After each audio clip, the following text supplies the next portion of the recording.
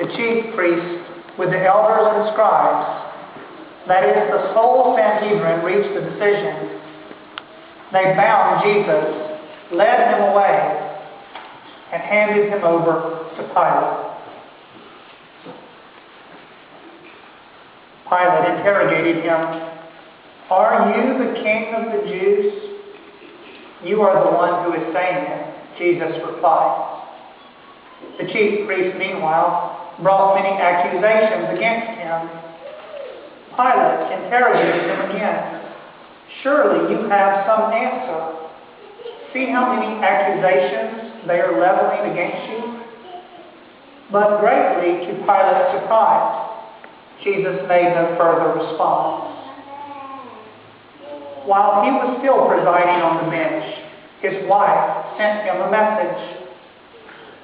"Do not interfere in the case of that holy man. I had a dream about him today, which has greatly upset me." Now, on the occasion of a festival, he would release for them one prisoner, any man they asked for. There was a prisoner named Barabbas, jailed along with the rebels who had committed murder in the uprising. When the crowd came to press their demand that he honor the custom, Pilate rejoined, "Do you want me to release the king of the Jews for you?" He was aware, of course, that it was out of jealousy that the chief priest had handed him over. Meanwhile, the chief priest incited the crowd to have him release Barabbas instead. Pilate again asked him, "What am I to do with the man you call the king of the Jews?" They shouted back, "Crucify him." Pilate protested, "Why? What crime has he committed?" They only shouted the louder, "Crucify him." Pilate realized that he was making no impression, and that a riot was breaking out instead. He called for water and washed his hands in front of the crowd, declaring as he did so, "I am innocent of the blood of this just man. The responsibility is yours."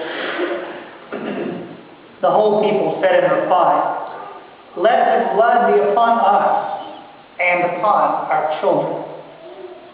At that, he released Barabbas to them.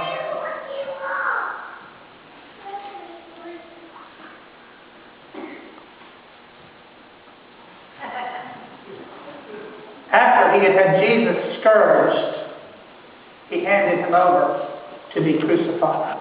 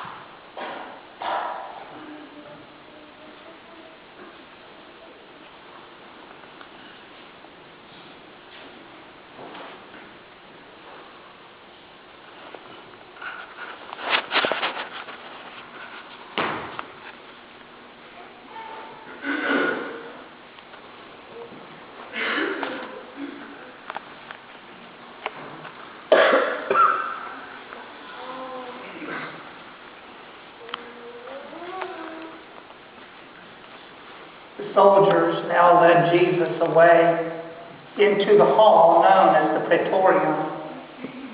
At the same time, they assembled the whole cohort. They dressed him in royal purple. And wove a crown of thorns and put it on his head, and began to salute him. All hail, King of the Jews! Continually striking Jesus on the head with a reed and spitting at him, they genuflected before him and pretended to pay him homage. When they had finished mocking him, they stripped him of the purple, dressed him in his own clothes, and led him out to crucify him.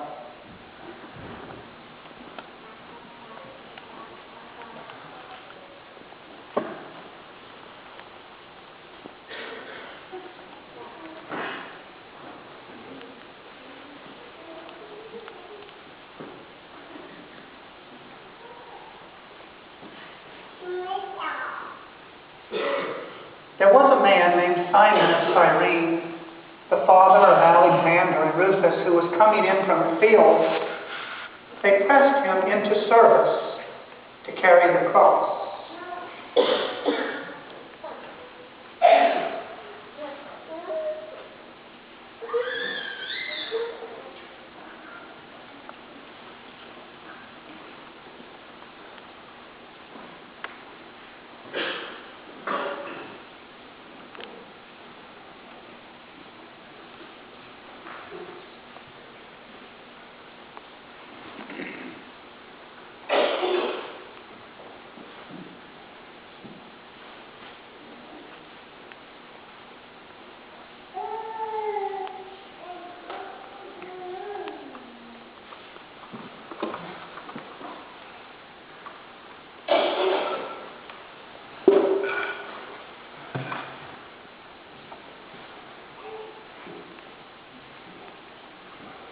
When they brought Jesus to the site of Golgotha, which means skull place, they tried to give him wine drugged with myrrh, but he would not take it.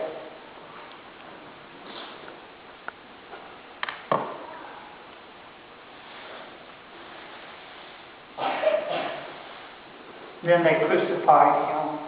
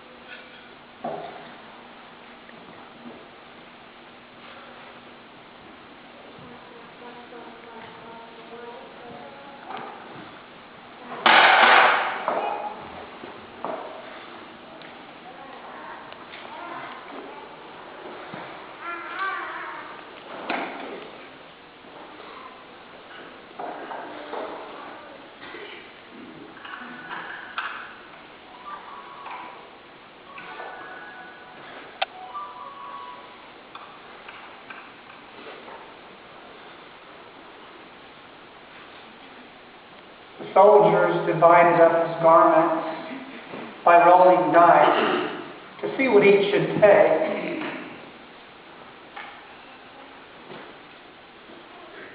It was about 9 in the morning when they crucified him. The inscription proclaiming his offense read, "The King of the Jews." Many women were present, looking on from a distance. They had followed Jesus from Galilee to attend to his needs. Among them were Mary Magdalene, Mary the mother of James and Joseph, and the mother of Zebedee's sons. With him, they crucified 2 insurgents, one at his right hand and one at his left.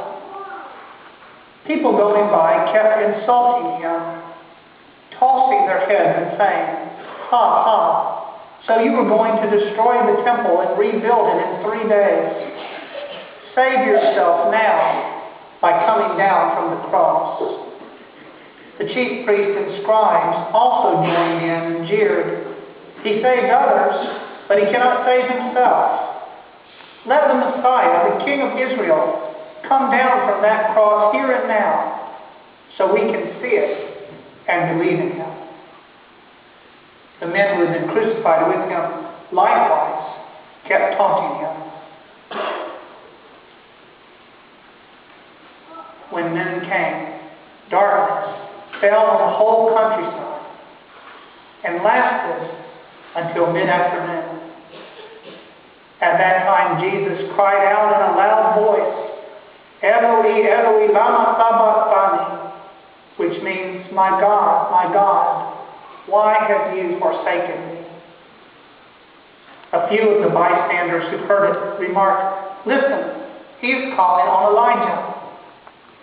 Someone ran off and soaked him a sponge in sour wine, stuck it on a reed to try to make him drink.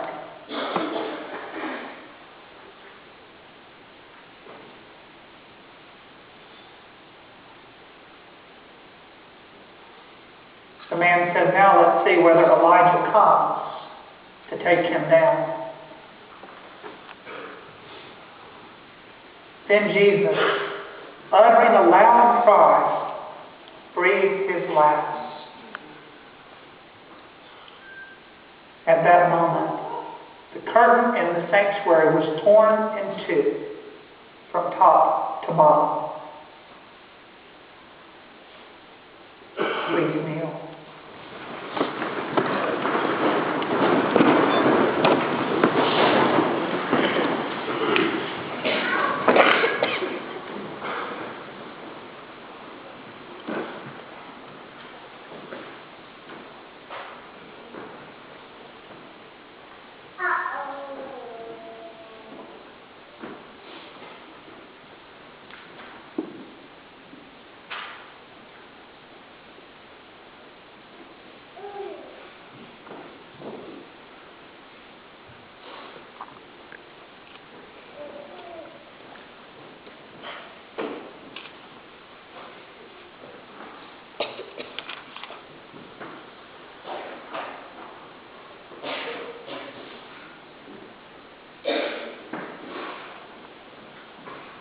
Please be seated.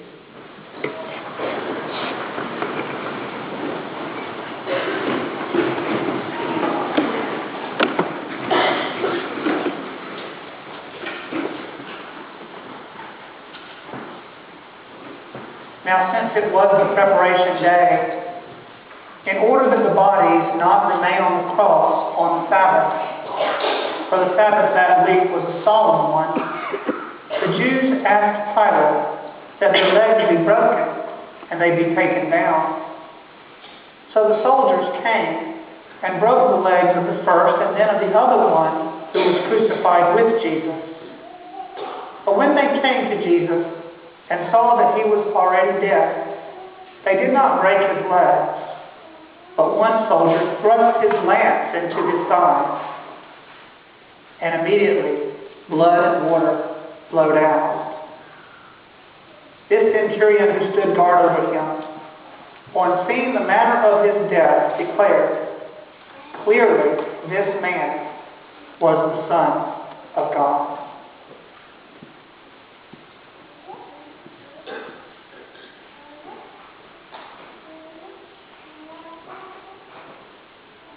When evening fell, Joseph from Arimathea arrived, a distinguished member of the Sanhedrin.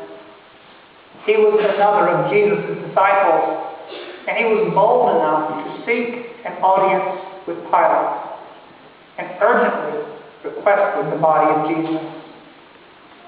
Pilate was surprised that Jesus was already dead. He summoned the centurion and inquired whether he had already died. Learning from him that he was dead, Pilate released the body to Joseph. Then, having brought a linen shroud, Joseph took him down.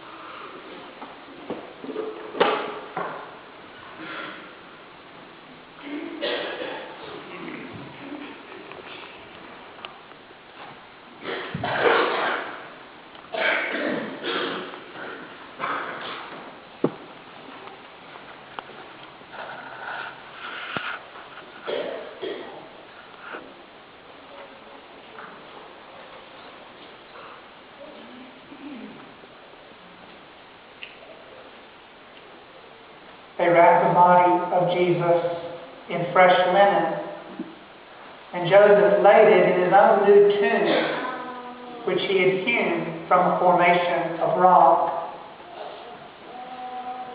And then he rolled a huge stone against the entrance of the tomb.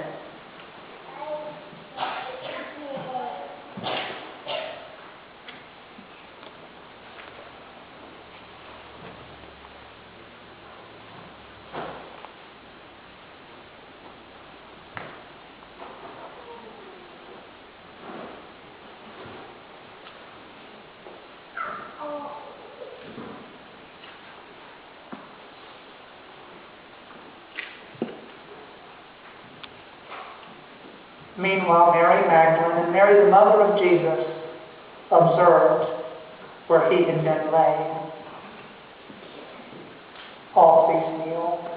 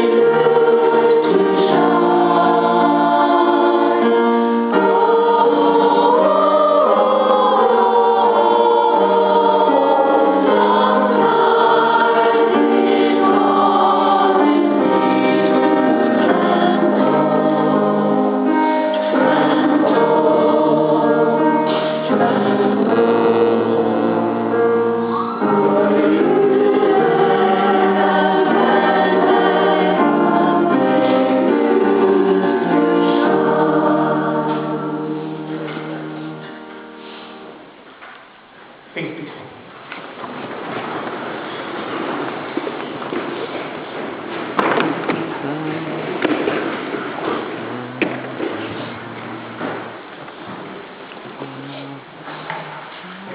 So we are especially grateful for our Catholic Eagles for their very generous putting on the Passion plate for us. We'll wait till they come back in just a moment and thank them appropriately. Today